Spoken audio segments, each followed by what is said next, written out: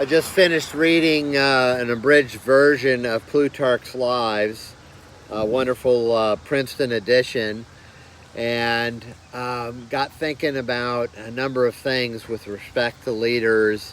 There's a lot in this book that's really relevant to pastors and any kind of Christian leader, even in the home, as a husband or a mother.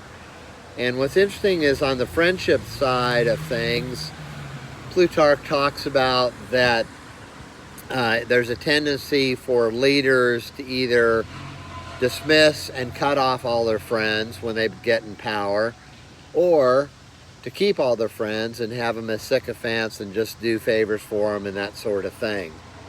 And so I was thinking about, like, when I was a pastor, there was kind of this conventional wisdom is don't get too close to people in your congregation. It's a mistake. Don't get too close to people.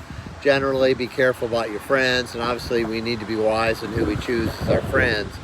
But we need friends who are not loyal in the sense of just telling us what we want to hear, but also gently and appropriately pushing back and giving perspective and accountability and that sort of thing. I think I've quoted before, better is open rebuke than love that is concealed. Faithful are the wounds of a friend, but deceitful are the kisses of an enemy. And so we need to have friends, and I've certainly I've helped some churches out in picking pastors, and one thing I've said that is a diagnostic is really revealing is really try to dig around and find out who those pastors' friends are.